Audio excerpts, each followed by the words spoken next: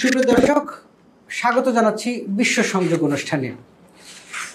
আপনারা জানেন যে গত ৩রা এপ্রিল যুক্তরাষ্ট্রের প্রেসিডেন্ট একটি বাণিজ্য নীতি ঘোষণা করেছেন। এর ফলে তিনি চীন, ভারত সহ বিশ্বের বিভিন্ন দেশের উপরে নতুন করে অতিরিক্ত শুল্ক আরোপ করেছেন। এই শুল্ক আরোপের ফলে ইতিমধ্যে বিশ্বব্যাপী তীব্র প্রতিক্রিয়া দেখা দিয়েছে। ব্যবস্থা গ্রহণ করেছে, পাল্টা শুল্ক বসিয়েছে এবং বিশ্ব বাণিজ্য সংস্থায় মামলাও করেছে। খেপেছে ইউরোপীয় ইউনিয়ন, খেপেছে ইতালি, ফ্রান্স সহ বিশ্বের বড় বড় রাষ্ট্রগুলো। আজকে আমরা এইসব বিষয় নিয়েই কথা বলবো। আমার সঙ্গে আছেন আমার সহকর্মী সিনিয়র সাংবাদিক দেলোয়ার হোসেন। দেলোয়ার ভাই, আপনাকে স্বাগত জানাচ্ছি। দেলোয়ার ভাই, যে বিষয়টি ঘটেছে যে যুক্তরাষ্ট্রের প্রেসিডেন্টকে সবাই, এই বর্তমান প্রেসিডেন্টকে সবাই একটা পাগলা প্রেসিডেন্ট হিসেবেই জানে। আপনি অনেক সময় বলতেন যে পাগলা রাজাদের মধ্যে অন্যতম। তো এই পাগলা রাজা যে পাগলামিটা করলো গত ৩রা এপ্রিল, একটা তোলপাড় ফেলে দিয়েছে বাণিজ্য নীতি ঘোষণা করে, শুল্ক আরোপ করে। আপনি কি মনে করছেন না যে এর ফলে তিনি অস্ত্র দিয়ে যুদ্ধ না করে বাণিজ্য দিয়েই এই পাগলা রাজা তার যুদ্ধটা শুরু করলেন? ধন্যবাদ, আপনি ভালো বলেছেন। পাগলা রাজা, আধুনিক কালের পাগলা রাজা একসময় ইতিহাসে ছিল, কিন্তু যেমন ইয়া ছিল কি জানি, আমাদের মুঘল সম্রাট ছিলেন একজন, তারপরে এরকম পাগলা রাজা ছিলেন বেশ কিছু। তো আধুনিক কালের যিনি পাগলা রাজা তিনি হচ্ছেন ট্রাম্প। দ্বিতীয়বারের মতো ক্ষমতায় এসে উনি বললেন আমেরিকা ফার্স্ট, এবং উনি এমন একটা ভাব করলেন, শুল্ক নীতি আরোপ করলেন, শুল্ক আরোপ করে দিলেন, বিভিন্ন দেশের উপরে শুল্ক আরোপ করে দিলেন, যে সমস্ত দেশের থেকে পণ্য যায় আমেরিকায়। তো সবচেয়ে যেটা বড় বিষয় আমার কাছে, যেটা প্রথম যে অনুভূতিটা মনে হয়েছে যে বাণিজ্য যুদ্ধ কি শুরু হয়ে গেল নাকি? তৃতীয় বিশ্বযুদ্ধ তো হওয়ার চান্স নাই, মানে অস্ত্র দিয়ে তো যুদ্ধ হওয়ার চান্স নাই, বাণিজ্য দিয়ে যুদ্ধ হইতে পারে, এবং সেটা সম্ভবত শুরু হয়েছে। চীন বিষয়টাকে সহজভাবে নেয় নাই। চীন অলরেডি কিছু পদক্ষেপ নিচ্ছে, যেগুলি আপনি জানেন যে বিশ্ব বাণিজ্য সংস্থায় তারা একটা মামলা করছে, বলছে যে আমেরিকা এটা নীতি বহির্ভূতভাবে কাজটা করছে, হঠাৎ করে এতটা শুল্ক আরোপ করতে পারে না। তারপরে 16টা মার্কিন প্রতিষ্ঠানকে রপ্তানি নিয়ন্ত্রণ তালিকার অন্তর্ভুক্ত করছে। শুধু 16টাকে করে নাই, 11টাকে আবার কি বলছে, অবিশ্বস্ত সত্তা। মানে এদেরকে নিয়ে সন্দেহ আছে, এদের বিরুদ্ধে যে কোনো সময় ফাইল করা, যে কোনো সময় মামলার মধ্যে জড়িয়ে দেওয়ার একটা রাস্তা তারা ওপেন রাখছে এইটা। তো দেখেন, বিষয়টা হচ্ছে কি, মানে এমন যে ট্রাম্প বলতেছে আমেরিকা ফার্স্ট, কিন্তু এই যে শুল্ক আরোপ করা হলো, প্রাথমিকভাবে মনে হচ্ছে কি যে দেশগুলির পণ্যের উপরে শুল্ক আরোপ করা হচ্ছে তারাই বোধহয় সমস্যায় থাকবে। বিষয়টা কিন্তু আসলে এরকম না। এই শুল্ক আরোপের ফলে একটা অস্থিতিশীলতা তৈরি হয়েছে সারা বিশ্বেই, কিন্তু এর প্রভাবের থেকে কিন্তু মার্কিন যুক্তরাষ্ট্রের নাগরিকরা আলাদা থাকবে না। স্বাভাবিক একটা বিষয়। আমি একটা বলি, যেমন মনে করেন আমাদের তো পোশাক, আমাদের উপরে 37% একটা ইয়ে হয়েছে। যুক্তরাষ্ট্রে পোশাক যে যায়, সেখানের মধ্যে এদের একটা বৃহৎ একটা বিক্রেতা প্রতিষ্ঠান আছে গ্যাপ। গ্যাপের 21% পোশাকের উৎস হচ্ছে ভিয়েতনাম থেকে যায়। আচ্ছা, ভারত, ইন্দোনেশিয়া এবং বাংলাদেশ থেকে যায় 37%। আচ্ছা, কম না কিন্তু। আচ্ছা, এখন এটার উপর শুল্ক মানে আগে কম থাকাতে কি হইতো, একটা শার্ট আপনি 200, কত উদাহরণ 200 টাকায় পাইতেন, এখন শুল্ক আরোপ হচ্ছে, এটা আপনি 300 350 টাকায় কিনতে হবে, 300 টাকায় কিনতে হবে। সেটা তো কিনতে হবে আমেরিকান নাগরিককে, তাই না? এবং এবার যে শুল্কটা বসিয়েছেন এটা কিন্তু তারা পরিশোধ করবে, এটা কিন্তু রপ্তানিকারকরা পরিশোধ করবে না।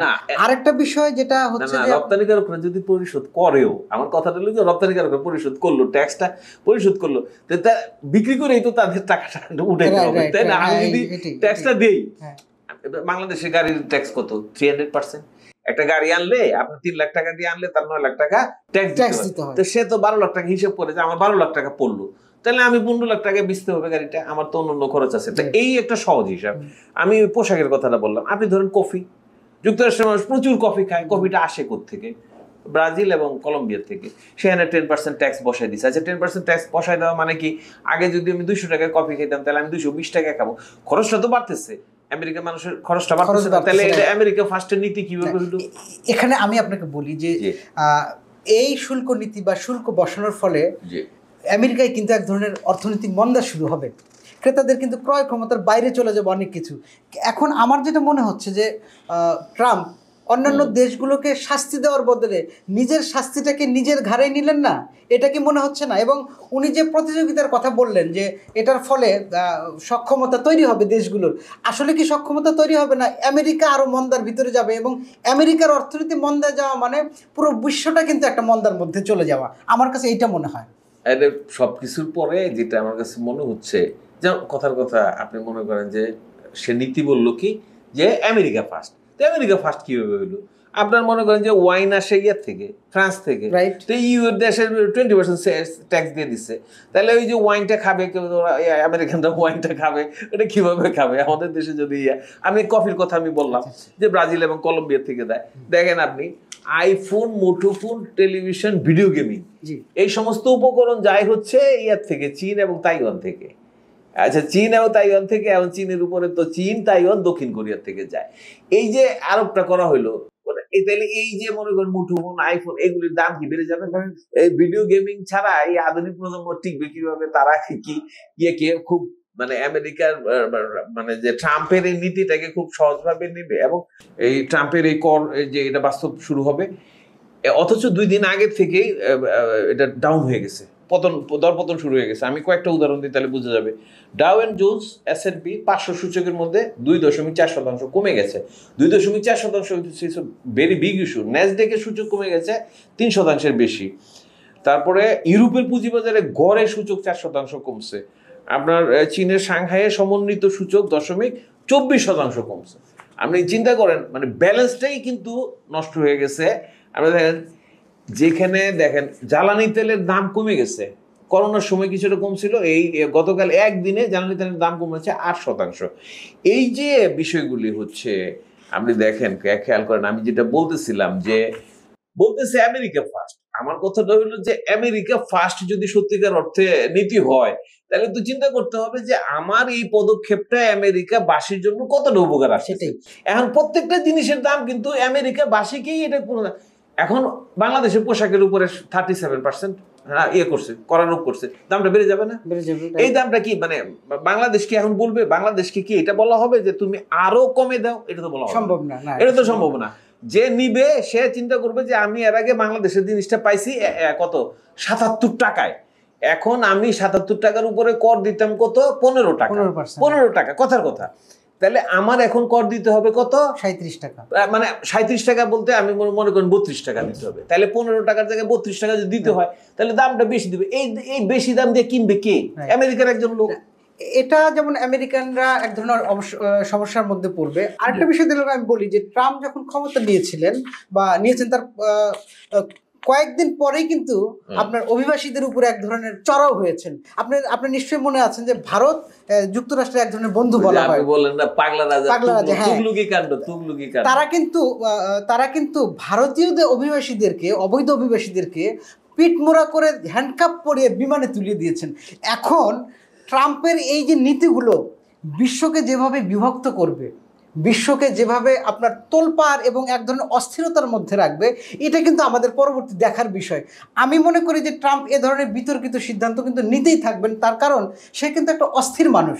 আপনার কাছে কি তাই মনে হয় না যে সে যে সিদ্ধান্তগুলো নিচ্ছে, বিশ্বকে এখন যেহেতু সে অস্ত্র দিয়ে বা নিষেধাজ্ঞা দিয়ে বিশ্বকে নিয়ন্ত্রণ করতে পারবেন না, বিশ্বের অনেক সচেতন মানে জোট হচ্ছে, এখন সে যে এমন কতগুলো সিদ্ধান্ত নেবে যে বিশ্ব একটা অস্থিরতার মধ্যে থাকবে। আপনার কাছে কি তাই মনে হয় না? না, আমার কাছে 100% মনে হয় যে, কিন্তু আমার কথাটা হলো যে ট্রাম্প সুস্থ মাথার কোনো লোক না, এটা আমি ইজিলি সবাই বুঝতে পারে। পাগলা রাজা যেটা বললেন যে তুগলকি কাণ্ড। এখন ঘটনা হচ্ছে কি যে সে ক্ষমতায় আসার পর এমন একটা ভাব করতেছে, আচ্ছা মনে করেন অভিবাসী, কথার কথা, ওদেরকে বলে দিলে তোমরা থাকতে পারবো না, ইউ গো, বিমানবন্দরে নিয়ে ছেড়ে দিলেন। এদেরকে কিল্লিগে ধইরা বাইন্দা করতে হবে, মানে হাত করা বলাইতে হবে। ওই সময়ে কিন্তু মোদি ওইখানে উপস্থিত, মোদিকে কিন্তু পাশে বসায় রাখছে। একজনে বলতেছে যে বাংলাদেশের বিষয়গুলি কিভাবে দেখবেন, তখন সে বলতেছে না আমি কেন দেখবো, আমার বন্ধু মোদি দেখবে। মানে একটা মানে ফাজিল একটা টাইপ, মানে মানে একটা মানে ফাজলামি করতেছে আর কি, এবং সে সারা বিশ্বের সাথে ফাজলামিটা শুরু করতেছে। তবে আমার কথাটা হলো যেটা, এগুলির পরিণতি কিন্তু ওই যে আমরা যেমন খেলায় গল্প জানি না যে ব্যাংক খেলে এই যে পোলাপান চারা দিয়ে ব্যাংক ইয়ে করে, এক সময় কিন্তু তাদেরকে সেটার একটা প্রতিদান আছে। এখন ট্রাম্প হয়তো চিন্তা করতেছে আমি আর কয়দিন থাকবো, বয়স হয়ে গেছে, এটা ঝামেলা লাগাই গেলাম আর কি। দর্শক, আমরা ইতিহাসে আরো এক পাগলা রাজাকে পেয়েছি, ডোনাল্ড ট্রাম্প। তিনি ইতিমধ্যেই বিতর্কিত সিদ্ধান্ত নিয়ে অনেকটা বিশ্বকে নাড়া দিয়েছেন, এবং ভবিষ্যতে আমরা দেখব যে তিনি আর কি কি বিতর্কিত সিদ্ধান্ত নেন, বিশ্বকে কিভাবে তিনি একটা ঝাঁকুনির মধ্যে রাখেন। আপনারা ভালো থাকবেন, সুস্থ থাকবেন, খবর সংযোগের সঙ্গে থাকবেন, বিশ্ব সংযোগের সঙ্গে থাকবেন। ধন্যবাদ সকলকে। আবারও নতুন কোনো বিষয় নিয়ে আপনাদের সামনে হাজির হব।